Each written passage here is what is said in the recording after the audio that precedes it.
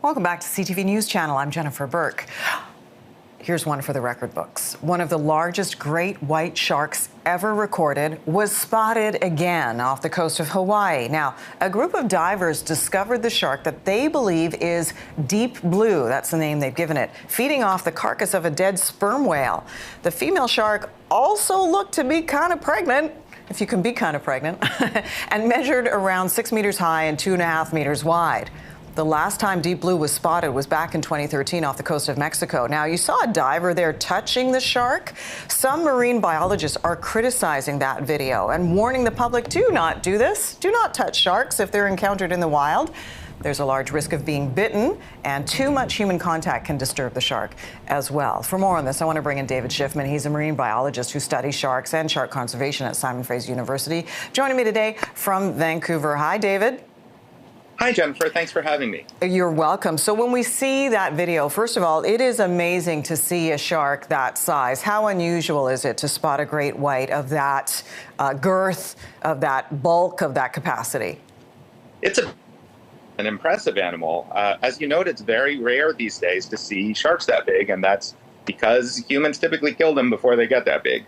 Yeah. Now, we see this woman, her name's Ocean Ramsey. She calls herself a conservationist and a shark researcher, and this is not unusual for her. She's tracked the shark. She offers dives for people to engage with sharks outside of a cage. What do you make of this? So swimming with sharks it can be very dangerous if you're not very, very careful and very, very experienced. And even if you are very, very careful and very, very experienced, what we're talking about here is an enormous wild predator that is not used to interacting with humans, and their movements can be quite unpredictable. Swimming with sharks, it can be a great way for people to learn that sharks are not the monsters of movie and myth that lots of people seem to think they are. But an important point, one of the first things you learn when you learn about scuba diving, when you learn about interaction with wild animals, is look but don't touch. As you noted, touching an animal like this, it can cause the animal to react unpredictably, which could be dangerous for humans. And repeated human contact can stress out the shark and disrupt their natural behaviors. Yeah, her defense is that she is doing this to kind of show people what you said, that not all sharks, great whites in particular, can prove deadly to humans, and it's raising sort of the conservation level and the need to protect these animals versus vilify them.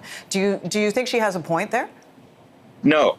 And the reason for that is you absolutely don't need to harass wild animals to show that they're not dangerous. The argument here is, look, I can annoy this beautiful wild creature and it doesn't try to kill me, therefore they should be protected.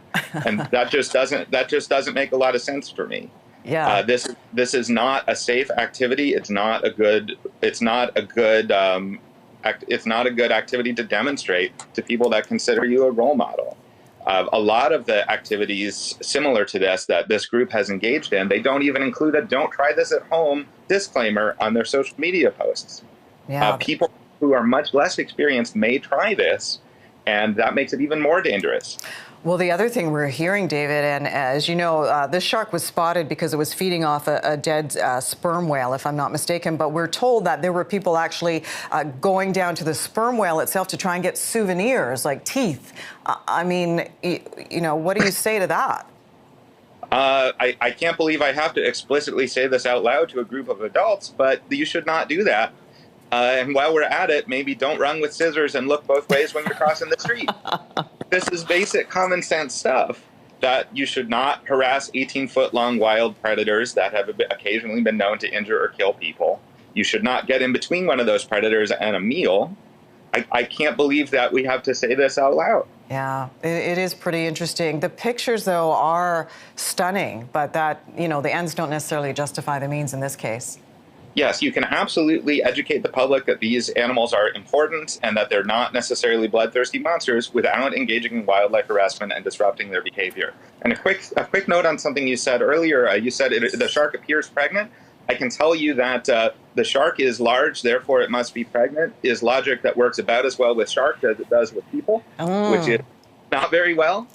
There is another picture that I shared on my social media, taken by photographer George Probst, of a shark that also appears quite large, and therefore people think it would be pregnant. His name is Doug. So a shark appearing large means it's had a good Yeah. meal and it's storing energy for migration and reproduction and growth. It's a good thing, but it doesn't necessarily mean they're pregnant. Take it from Doug and take it from David Shiffman, a marine biologist with Simon Fraser University. Good to have you on the program, David. Thank you. Hey, Jennifer.